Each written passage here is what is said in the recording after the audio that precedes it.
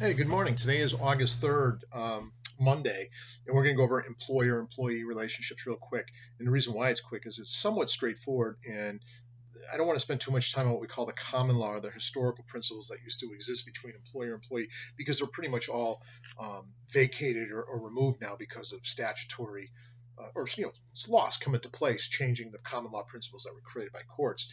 Um, the employer employee relationship obviously can exist overtly by saying you're hired in a more formal company, but sometimes it almost happens implicitly. You just start working for somebody, they start paying you. It's through implied behavior that you become an employer employee relationship. Why is it important? Well, if you're the employer, there might be certain rights and duties you have, and if you're the employee of somebody, you might have certain rights and duties. This distinguishes it from an independent contractor. Like when I was a painter with my buddy, we'd get hired by homeowners, usually sometimes businesses, to paint a home or an interior of a home and things like that. We were clearly not their employee because we dictated the times we would come on the job. They might pick the paint color, but we would actually determine how to apply the paint in an appropriate way. We're going to use brushes, are we going to spray, are we going to use rollers? Because we're independent contractors, we were given our professional discretion on how we were going to conduct the work and the hours and the times we were going to do it. And it usually was for a specific project. Sometimes that helps distinguish independent contractor from employee employer relationships. But once it's created, what's the length of the contract? There it's interesting. The great bulk of most employer employee relationships is employee at will. And this surprises a lot of people. You can work for a company for many, many years. You could be doing a great job, but can the employer just walk in, even though the company's thriving, and say, Jim, it's time for you to go.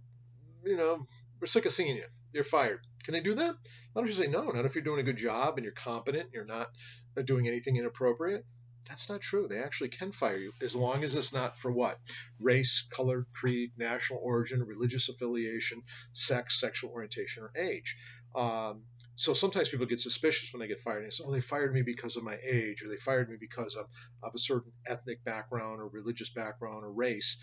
And there's an analysis we go into to see how many employees they have of that makeup and how many are they firing and terminating because of that makeup.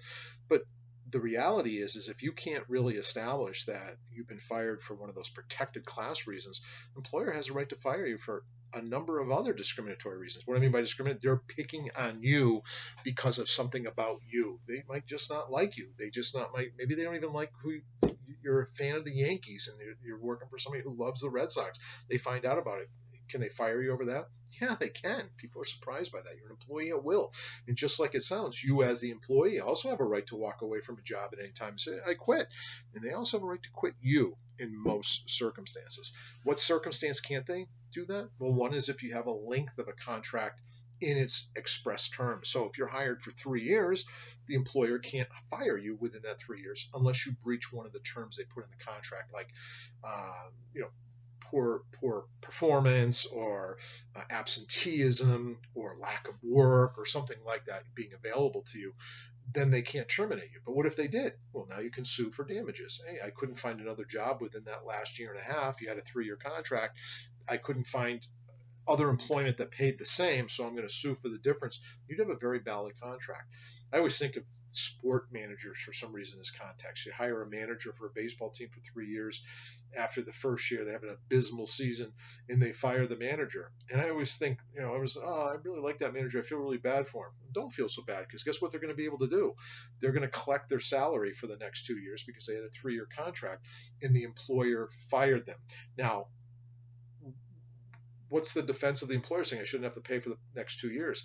They might have had something in the contract that if the manager doesn't take them to the pennant or if the manager doesn't have a certain percentile win, well, that's different. Now it's a contractual right to fire during that period of time. But most contracts don't say those kinds of things. So, and most of us don't have contracts for terms or permanency. I do. I'm one of the lucky ones. At the Mount, once I hit tenure, meaning there's a certain contractual provision that if you work for a period of time for a number of years for a college, like the Mount, and you have good performance reviews and stuff, you get something called tenure, which means they can't terminate me. I'm a permanent employee of the Mount unless it meets one of the contractual rights to do so, like lack of students in my classes. They certainly could fire me for that if I don't have work. They can't just pay me to hang around.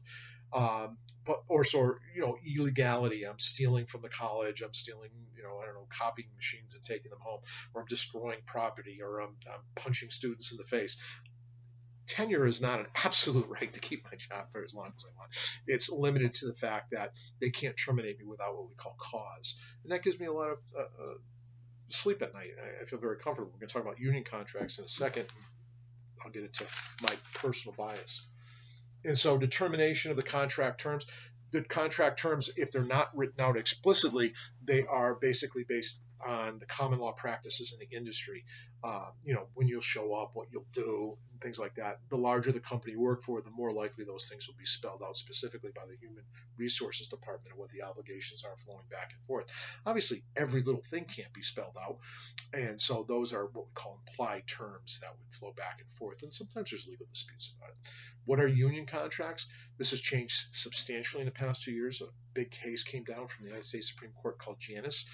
But what that was if you worked for a company that had a set of employees that gathered together and by majority vote decided to unionize, what that gave them the power to do is collectively bargain.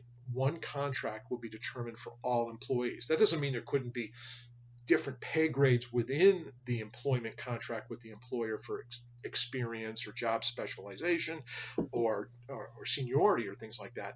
But when there was time to negotiate a contract or terms of a contract, the union would represent the entire body of the employees. What used to happen was if you joined a company and said, I don't really like the union. I don't want to be a part of it. I don't want to pay dues. I don't like the political standpoints they take. I don't like the contributions they make to certain politicians. I don't want to join. For the longest period of time in our country's history, if it was a union shop, meaning a majority of the employees wanted to be in the union, you had to join, even if you were philosophically opposed to the union's goals and aspirational views. And I'm a union guy. I'll tell you my bias, and I knew that case was going to hurt unions in the United States. But I actually believe the court got it right, meaning, what if I didn't like the union? Why should I have to join it? And so we have a concept under the First Amendment to the United States Constitution called freedom of association, freedom of assembly, to whom I want to assemble with, not to whom I don't want to assemble with. So I think the Supreme Court actually got the decision right. But do I recognize it's watered down the powers of unions a great deal? Yeah, because a lot of people don't always understand the power of the union and why they might benefit from joining them. And so they hear like, I can save $1,000 a year on union dues. I'm not joining that thing. I don't know who these people are. I don't want anything to do with it. The company's treating me well. But what happens when the company doesn't treat you well and you want to fight for better wages or fight for better working conditions? You're going to be doing it alone. And when you do it as a collective whole, you get greater power.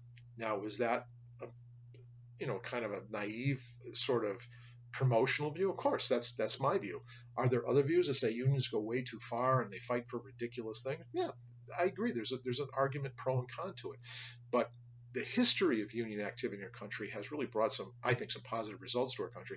If you want to think about things like, child labor laws or the 40-hour work week or having weekends off or vacation time and health benefits and all these other things that come from most employment contracts, that isn't always brought about because of legislation. It's brought about because of union activity promoting legislation to make those things kind of happen. So that's that argument. What's the other argument on the side? Well, it costs a lot of money for employers to work with unions, and unions often fight, and I agree, for causes that sometimes seem illegitimately and unfair and kind of ridiculous. So I know it cuts both ways. But I'll tell you my bias. I'm a big union guy. I grew up in a union family. Today's my father would have been my father's 91st birthday, and the one thing he wanted in his obituary that he was a member of a union. So apple doesn't fall too far from the tree. So I admit my bias. I'm very pro-union, but what the union benefits me is I know I'm protected if I think the employer is treating me appropriately. The union will back me up to make sure I get due process and fair dealings with the employer. Not that the college has ever treated me unfairly, but you can think of yourself in other industries, and maybe you think you're getting the short end of the stick. You don't go in alone as the little person. You go as a collective whole, and there's power in a group of people working together. There's no question about it. So duties of the employer in the liability: duty to use reasonable care, meaning they got to give you a safe work environment.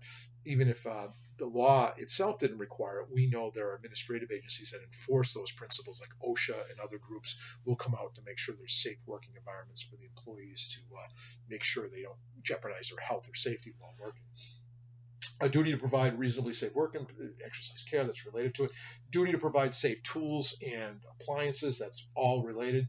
Duty to provide competent and sufficient employees for the task. That's interesting. Sometimes someone giving, you got to go lift these 55-gallon drums filled with all kinds of things with a simple hand truck, and you're likely to hurt yourself, or you're basically given a job that's almost impossible to do. And the employer might now criticize you or dock you pay because you're not doing it effectively. Well, it's an impossible task. They didn't supply the right tools, equipment, and team to get the job done, and they have a legal obligation to do so. I think that's fairly straightforward. Duty to instruct employees with reference to dangerous nature of employment, straightforward stuff. The common law defense of the employer, I'm not even going to spend time on it because they're gone now. They're dead. We've gotten rid of these things. But at one time, there was things like contributory negligence. So say I'm kind of I'm not the sharpest knife in a drawer and I do something really stupid on the job, but I'm doing something very dangerous that the employer wants me to do. But I'm also careless in my own act. And then I get injured, or I injured somebody else or somebody else's property. The employer used to be able to say, well, I'm going to raise a defense that Jim Corman, when he was out there doing this job, was negligent in his own right, and therefore I shouldn't be liable for his injury. That was called contributory negligence. Employee negligence, that's gone now. There's no, if you're negligent in a job but you still get hurt while in the course and scope of employment, there is no defense of contributory negligence anymore. So that's why I don't like to spend time on it. Same with active fellow servant. It's not the employer or the conditions of the workforce environment that injured me, but it was another employee being stupid. I shouldn't be able to sue the employer for benefits or for or injuries. That's gone too. Rightly so. It no longer exists. And the risks assumed employed by Jim went up to paint this really high point. He was standing on a guardrail that was slippery. He should have known better, and he assumed the risk of doing that work, and therefore any injury that results should be something that he should bear because he assumed the risk. It's dead, doesn't exist anymore. If I get hurt in the course and scope of employment, I will be able to sue for some kinds of benefits, but very limited. I'll get to that in a second, hopefully a second. Yeah, it's called workers' compensation. That's the big limitation. Almost every state and union has it now. Massachusetts has it. I used to actually do a lot of this in my own practice at one time. If you're hurt during the course and scope of an employment, not as an independent contractor, remember the employer-employee relationship. This is something that's an ongoing working environment where the employer controls the nature of the work you do, how you do it, and when you do it, as opposed to being hired for a project where your independent skill, knowledge, and design of work will be retained by you. That's an independent contractor. I'm talking about employee. When you're an employee and you're doing something in the course and scope of employment, and I know that's got some nuances too. What does that mean? There's arguments about leaving the company parking lot to go into work and you slip on ice. Were you in the course and scope of employment? I'm not going to get too deep into it, but you can see there's arguments about when does it actually start, or how about you're at the company picnic. But what if the company really had an expectation you go to the company picnic to build camaraderie and do teamwork, and maybe there's actually going to be a few speeches given about the future of the company. If there's an expectation you go to that and you're playing softball and the employer set up a softball, little tournament for the annual picnic you guys had, and you tore your ACL sliding into second base, would you be able to collect workers' compensation? I can tell you the general rules on something like that fact pattern I gave you, yeah, probably. But is there a grayscale of when you're employed and when you're not? And when does that sort of ebb and flow outside the course and scope of your employment? But what is workers' comp? If you get injured, even if you're careless, even if you're doing something that was unauthorized by the employer, you're entitled to workers' compensation if you get injured and your work capacity is limited. Now, what if I wasn't a professor at the Mount? What if I worked as part of the custodial crew at the Mount? I used to be a custodian when I was a kid in college. I love that job. And I'm a custodian, and I have to do a fair amount of physical labor. But I have the Juris Doctorate and the master's degree and all these other degrees. But I decided I want to go back to being a custodian. I like that kind of work. And I get seriously injured. I injure my leg and I get a torn ACLU, and I injure my back. I can't lift over 20 pounds anymore. I'm disabled from being a custodian. Am I entitled to workers' compensation benefits? This surprises a lot of people. Maybe not if I can go out and earn the same or additional income doing other things based upon my education, licensure, and experience. Workers' comp is only designed to make you whole if you're unable to work. So that's part of the data. So if I was always just a laborer, did physical labor as a living, and didn't have degrees or skills or knowledge to work at a sedentary job or a job that doesn't require a lot of physical output, then I would be entitled to workers' compensation benefits. Now, what does workers' compensation pay? basically your lost wages. If you're totally disabled for a period of time, they basically pay, I think it's now 66 and like 2/3 of your gross income tax free. So it basically comes out to the same pay you get as if you were still working. Um, it's an interesting area of law. A lot of people think it's abused, and some people probably do fake injury to collect workers' comp. It doesn't make you rich though. It just gives you your lost wages. So no one's getting a ton of extra money on it. And you get money for what's called scarring, disfigurement, and loss of function.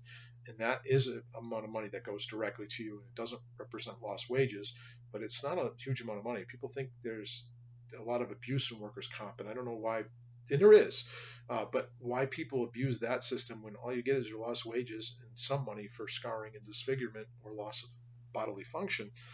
It isn't huge money, but it's a nice rule. I think most of us expect when we're on a job, if we get injured on the job and you can't work anymore for maybe a temporary period of time or permanent, there should be some social mechanism to keep you, having some form of income because you got hurt at work. And most of us think it is fundamentally fair. Um,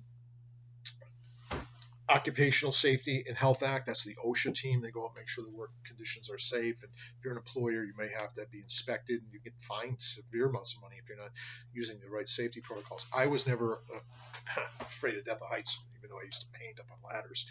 But we used to sometimes work at the same time crews were putting on roofing material. And I used to watch these guys, and the good crews would have these. I used to think they were good because they did this, but they were tethered. The roofing guys had these harnesses on, and they were tethered. The rope was actually somehow attached to the building, so if they slipped down or fell, they would dangle. I guess they wouldn't go to the ground and get killed or seriously injured. And one of the guys at the roofing company that I befriended while I was painting told me that he actually had site inspections at some of the bigger jobs he had where OSHA would come out to make sure these guys were harnessed and were using the right kind of scaffolding equipment and all this kind of stuff. And a lot of people don't like government being involved in our day-to-day life. I get it. But at the same time, you have to recognize we do want a safe work environment, and we shouldn't be, as employees, the ones that always squawk. Sometimes maybe the government should step in and make sure we have safe conditions. It should be equitable, fair, obviously. Liability of the employer to third parties. This surprises a lot of people. If I'm an employee and I do something where I injure a third party, either their property or their person, my employer is liable for that, even if it wasn't an authorized act. So say, for example, I'm at a law firm, they hire me as an associate, and somebody comes in that's kind of boisterous and inappropriate, and we're scared they're scaring away new clients, and they say, Jim, you're a big guy, get that guy out of here. And it's okay. Instead of just getting him out of here by yelling or calling the police, I physically manhandle the person. I throw him out the door, and when I throw them down, they break their clavicle and they tear their rotator cuff. Am I liable? Of course I'm liable. That's an assault and battery. But is my employer liable? Yes, they are. Because even if my employer didn't want me to physically touch that person, did I do the act to further the goals and interests of the employer, even if bizarre and out of the realm of what they had hoped for? Yeah. And that's the question. Am I in the course and scope of employment? And if I am, the employer is liable. It's called the respondent superior. It's kind of going back to agency. It's very similar. Respondent superior or vicarious liability. Sometimes we're liable for the acts of other people. And that's why it's very important for you, if you become an employer and have staff, to have liability insurance. Liability insurance will cover the acts of your employee. And I know we all think we could judge people, and we hire people, they may be working with us for a number of years, but they can go out and cause a car accident. And that's why it's very, very important to have insurance. So the car accident can be very severe. I was involved in a case where a nice employee, a nice young guy, was driving a truck and he hit a young girl on a bicycle. Not a terrible ending because the girl didn't die or anything, but she did lose her spleen, did have a broken leg and a broken arm. It was very serious damages, so there's going to be a lot of liability. And the owner of the company hired me, and he said, well, and I usually don't do that kind of work, but he hired me because he knew me through some connections. And he said, Jim, am I in big trouble here? And I said, well, do you have insurance on the vehicle? He goes, yeah. He goes, well, then you're all set. He goes, yeah, but should my employee be the one that's responsible? He goes, well, he can be directly sued, but your employee's a low-level worker. He doesn't have a lot of money, and they're going to go after you, deep pockets. And thank goodness he had very significant automobile insurance on all his fleet of vehicles that he had for his business, and it made him rest easy at night, and the insurance company made that victim whole financially, and things worked out well. But what if he didn't have insurance? Could they go after his assets? Yeah, they could, even though it wasn't his negligent act. It was a young employee who was being careless driving one of his trucks. So anyways, Employee's duty, job performance. You're supposed to do your job with called due diligence reasonably well. Business confidentiality. This surprised a lot of people. If you are working in a business and you see that they have a technique, a process, a method of doing things, and even though you didn't sign any confidentiality agreement, that's automatic. You're not supposed to. If I'm working for Tesla and they have certain battery technology, or if I'm working for Apple and they have certain touch screen technology and I never signed any agreement with them, is there still an implicit one? Yeah, business secrets. You have to keep that secret. And if it gets leaked out later, and there's all kinds of business espionage going on, we know there is, but those kinds of things you can have a lawsuit on. That's why you try to hire very reliable people. And one of the more interesting things I was teaching history was I don't know if it was I forgot what process it was that was over in England that we were trying to steal for the longest period of time. It had something to do with millwork on textiles, on how to create weaving machines.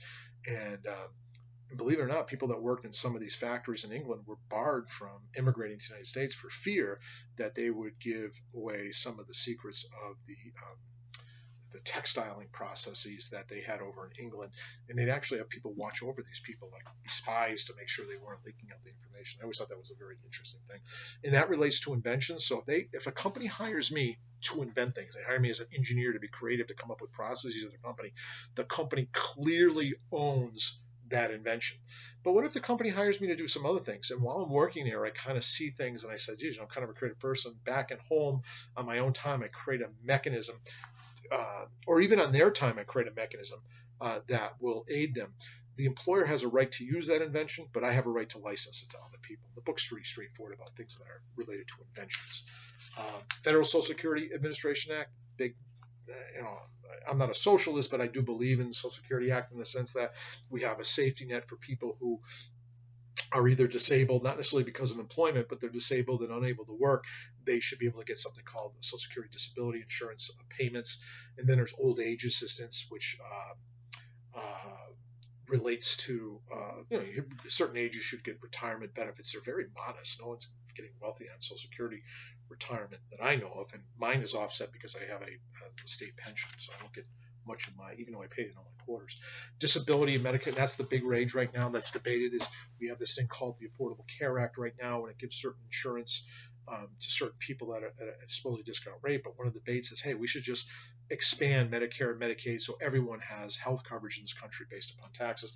And that's one of the debates right now. It's just available for the elderly, well, not that old, the elderly and the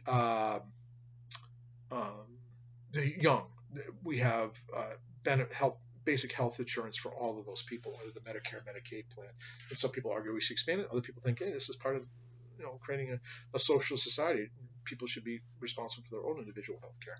But we have these underlying benefits. One that I think is kind of interesting is unemployment benefits. If you're working an employer and you're incompetent, you're working there for 6 months and you're trying to do a good job, but you're just poor at it, and the employer fires you. Are you eligible for unemployment benefits? Yes. Anytime you're fired from a job, unless it's a firing for malicious intent, like you're stealing from the employer.